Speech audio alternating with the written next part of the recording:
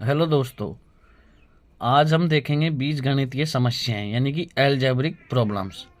अब algebraic problems को हम आसान बना देंगे। हमें अब रटने की ज़रूरत नहीं है क्योंकि हम सूत्रों को रटते हैं।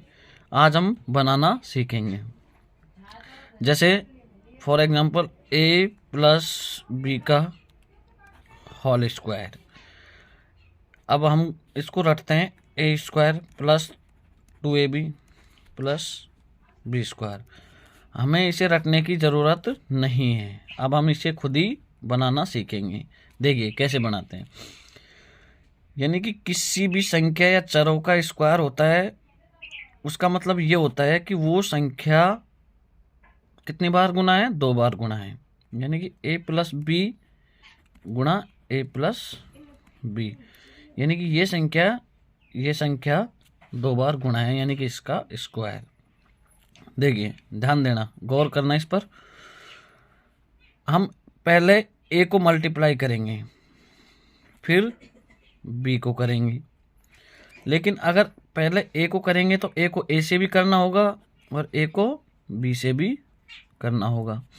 अब a को अगर a से हम करते हैं तो स्वयं का गुणा यानी कि square a square plus a गुणा b, दो अलग अलग चर हैं तो a गुणा b।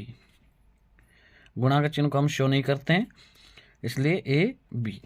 ओके, अच्छा ए से हमने कर लिया। अब हम करेंगे बी से, तो बी गुणा ए, यानी कि बी गुणा ए कर दो, चाहे ए गुणा बी कर दो, ए गुणा बी सेम बात है। तो ये चिन्ह हमारा किसका है, प्लस का, तो प्लस ए गुणा बी। समान चरों को हमेशा उनके नीचे लिखते हैं, प्लस बी। असमान चरों को अलग लिखते हैं। बी प्लस का है और इधर भी बी प्लस का है, तो बी गुणा बी, बी स्क्वायर किसका, प्लस का। ठीक है, इनका एडिशन कर दो, ए स्क्वायर, दोनों का चिन्ह प्लस यानी प्लस। एक ए बी तो ये रहा, एक ए बी ये रहा, एक और एक 2 ए बी हो गया, प्लस में हमारे पास क्या शेष बचा, बी स्क्वायर। यानी कि ये जो सूत्र निकल के आया है ये इस विधि द्वारा निकल के आया है। दोनों का मल्टीप्लाई करने पर हमारा आंसर ये आ गया। अब इसको रटने की ज़रूरत नहीं है, इसको हम खुद ही बना सकते हैं। समझ में आ गया? अगर इस तरह समझ में आ गया तो कृपया मुझे फॉलो करें, सब्सक्राइब करें और इसको एक लाइक ज़रूर कर दें। Thank you.